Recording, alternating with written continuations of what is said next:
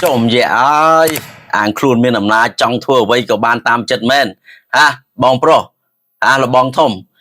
ប្រធានាធិបតីអាមេរិក Donald Trump បានស្នើសុំជាផ្លូវការឲ្យ FIFA ជំនួសប្រទេសអ៊ីរ៉ង់ដោយអ៊ីតាលីនៅក្នុងព្រឹត្តិការណ៍ FIFA World Cup ខាងមុខចំពេលដែល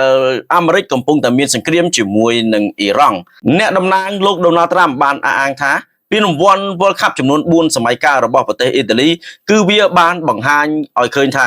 ពិតជាត្រឹមត្រូវហើយនឹងសាកសមបំផុតដែលដាក់បញ្ចូលប្រទេសមួយនេះមកជំនួសប្រទេសអ៊ីរ៉ង់ហើយសម្រាប់ផែនការនេះគឺត្រូវបានគេរាយការណ៍ថាជាការប៉ុនប៉ងកំណត់តំណែងឡើងវិញរវាងប្រធានាធិបតី Donald Trump និងនាយករដ្ឋមន្ត្រីអ៊ីតាលី Giorgia Meloni បាទយល់យ៉ាងណាដែរបងប្អូនយើងចង់លេងផ្លូវកាត់តែម្ដងហើយអាងខ្លួនឯងជាបងធំព័ត៌មាននេះគឺមិនទាន់ជាច្បាស់ការ 100% ទេយ៉ាងណាយ៉ាងនេះនោះមានតែចាំទស្សនាជាបន្តទៀតទេបងប្អូនយើងបាទថាតើអ៊ីតាលីអាចមកជំនួសប្រទេសអ៊ីរ៉ង់ឬក៏ត្រូវជំរុះយ៉ាងណាជាបន្តទៀតបាទកុំភ្លេចរងចាំទស្សនាជាបន្ត